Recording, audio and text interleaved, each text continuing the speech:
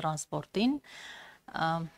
կառավարության վարչապետի աշխատակազմի ղեկավարը հայտարարել էր, նաև գրառում էր արել այդ մասին, որ կառավարությունը կտրամադրի տրանսպորտային միջոցներ, կապահովի մարզերի երեխաների համար։ Ես ուզում եմ այս ծրագրի մասին մի փոքր ավելին իմանալ, ինչ տրանսպորտային միջոցներ են լինելու, ինչպիսի առաջնահերթություն է լինելու, որ մարզերից ենք սկսելու։ Իհարկե դրանք ֆիզիկապես նաև մատչելի են թե ոչ, բոլոր երեխաների համար, առաջին հարցը սա է։ Երկրորդ հարցս վերաբերում է դպրոցներին, բայց դրանք որպես համայնքային կենտրոն, այսպես գործարկելուն, եթե հիշում եք, նաև վարչապետն էր հորդորում, որ մեր դպրոցները պետք է ոչ միայն կրթական, այսինքն ֆորմալ կրթության օջախներ լինեն, այլ դրանք կարող են եւ պետք է ծառայեն նաև որպես ոչ ֆորմալ կրթության օջախներ, որոնք տարբեր ծառայություններ կարող են մատուցել ոչ միայն երեխաների, այլ նաև երիտասարդների, տարեցների համար եւ այլն, եւ այն բնականաբար կակտիվացնի համայնքի կյանքը։ Ես ուզում եմ իմանալ, արդյոք ունենք մենք արդեն նման օրինակներ թե ոչ, եւ 2026 թվականին այս ուղղությամբ մենք ինչ որ առանձնահատուկ ծրագրեր նախատեսում ենք թե ոչ, թե դրանք պարզապես մենք ստեղծում ենք, բոլոր պայմանները ապահովում ենք եւ արդեն մնացած բոլոր ուրեմն նախաձեռնությունները թողնում ենք համայնքին։ Երրորդ հարցս էլի դպրոցներին է վերաբերում Տիկին Անդրեասյան, բայց դրանց մատչելիությանը, այն դպրոցների, որոնք չեն վերակառուցվում եւ նոր չեն կառուցվում, հետեւաբար դրանք ունեն ֆիզիկական մատչելիության խնդիր եւ կառավարությունը այս դպրոցներին նաեւ բյուջե է հատկացնում, եթե չեմ սխալվում 3 միլիոն դրամի շրջանակում, բայց բոլորիս հայտնի է, որ նույնիսկ ամենալավ ցանկությունների դեպքում մենք ունենք մասնագիտական կարողության խնդիր եւ ֆինանսական հնարավորությունների դեպքում էլ միշտ չէ, որ մեզ հաջողվում է պատշաճ կերպով այդ պայմանները ապահովել։ Այս ուղղությամբ ուզում եմ հասկանալ, արդյոք ունենք դժվարություններ թե ոչ, ինչպիսի մեխանիզմներ կան եւ ինչ է անում ձեր նախարարությունը, որպեսզի այս հարցը ավելի հեշտ լուծվի եւ հատկապես մոնիթորինգի մասով։ Ես օրինակ մտածում եմ, որ գուցե ես ինքս էլ ուղղակի ներգրավեմ եւ փորձեմ օգտակար լինել այս իմաստով։ Եվ վերջին հարցս ավելի շատ, ես իհարկե սրա պատասխանը գիտեմ, բայց ես ուզում եմ, քանի որ քաղաքացիներն են ինձ ուղղում, ես ուզում եմ, որ դուք էլ դա հնչեցնեք, խոսքը մանկապարտեզներին է վերաբերում եւ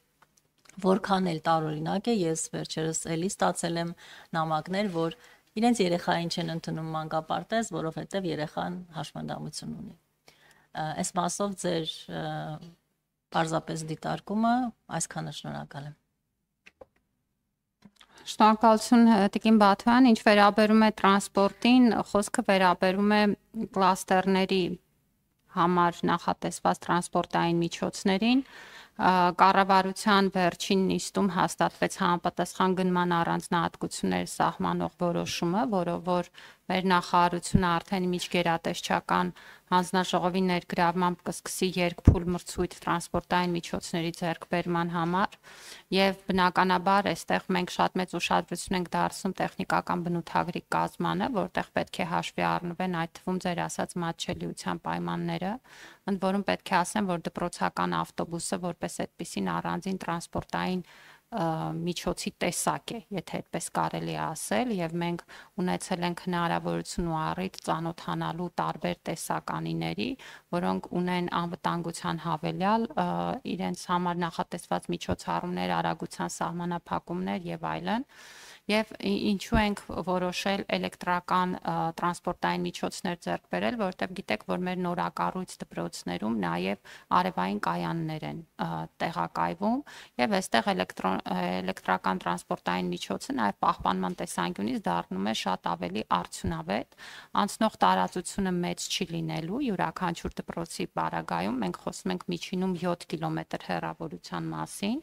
եւ սա նշանակում է, որ այս տրանսպորտային միջոցը կարողանա շատ հեշտությամբ սպասարկել, ոչ միայն երեխաներին տանելու դպրոց բերելու, այլ նաև օրինակ էքսկուրսիաների տանելու, այլ նաև միջոցառումների մասնակից դարձնելու, եւ սա նաև էապես կբարելավի երեխաների հասանելիությունը նաև այլ միջավայրերին։ Պես որ այս մասով մենք արդեն ունենք որոշումը կառավարության քննարկումների արդյունքում պլանավորված է, որ առաջին փուլում կունենանք մինչև 35 տրանսպորտային միջոցներ, որոնք ձեռք կբերի մեր նախարարությունը եւ կգործարկի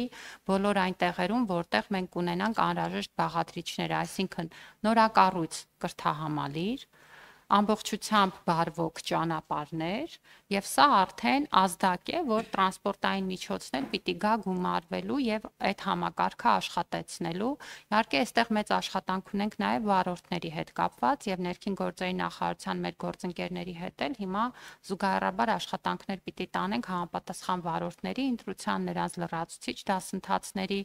եւ այս տրանսպորտային միջոցներում պլանավորված է, որ կլինեն նաեւ ուղեկցողներ։ Եվ այս ամբողջը առանձին ուրեմն մեծ աշխատանք է, առանձին համակարգ է, որի շուրջ քայլերը իրականացվում են։ Ինչ վերաբերվում է ուրեմն համայնքային կենտրոնների վերաբերյալ ձեր հարցին, այստեղ իհարկե հնարավորությունները ստեղծված են, որտեղ եթե դուք առիթ ունեցել եք թեկուզ տեսագրությունների, լուսանկարների միջոցով ծանոթանալ օրինակ մեր մոդուլային դպրոցներին, այդտեղ կան սպորտային, մշակութային, հանրային միջոցառումների համար նախատեսված անհրաժեշտ բոլոր պայմանները եւ պետք է ջանք դնել դա իրականացնելու։ Հիմա որպեսզի այդ ջանքը լինի ոչ թե ըստ ցանկության, այլ լինի նախանշված, մենք նաև համապատասխան կանոնադրություններն ենք այս պահին ամբողջականացնում, որպեսզի համայնքային կենտրոն որպես գործելու կանոնադրությունը հստակ լինի։ Սա նշանակում է նաև, որ այդ դպրոցում կամ կրթահամալիրում պետք է լինի մարդ, ում գործն է զբաղվել դրանով, եւ մենք այս բոլոր աշխատանքները նաև ինստիտուցիոնալ դաշտում ենք իրականացնում, որպեսզի կարողանանք ավելի որակյալ ապահովել համայնքային կենտրոնի գաղափարի իրացումը։ Ասեմ ձեզ նաև, որ օրինակ գիտեք, մենք ունենք երիտասարդական կենտրոններ բացելու քաղաքականություն մեր նախարարության ներքո,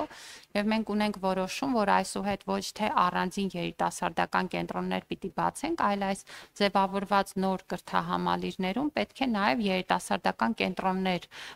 ձևավորենք եւ նրանք պետք է աշխատեն նաև որպես երիտասարդական կենտրոններ։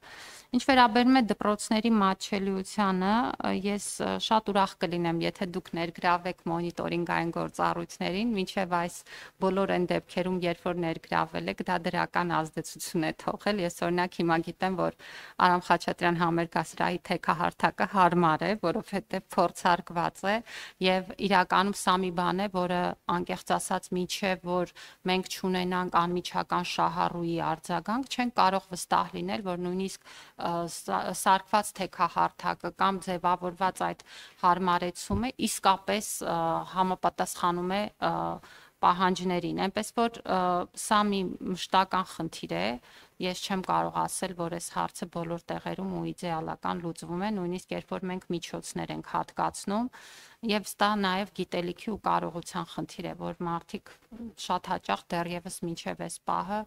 չեն կարողանում անհրաժեշտ թեքության, լայնության եւ մյուս նորմերի համապատասխանությունը ֆիքսել եւ պետք է շարունակաբար աշխատենք։ Մանկապարտեզների հետ կապված եւս մեկ անգամ հորդորում եմ մեր ծնողներին բոլոր այդպիսի դեպքերի պարագայում դիմել նախարարություն, որովհետև որևէ մանկապարտեզ չի կարող որևէ երեխայի մերժել ընդունել հաշմանդամության պատճառով։ Չի կարող այդպիսի բան լինել, դա խախտում է Հայաստանի Հանրապետության օրենսդրությունը։ Եվ եթե որևէ մանկապարտեզի տնօրեն նման արձագանք է տալիս, ուրեմն խախտում է նախադպրոցական կրթության մասին օրենքը։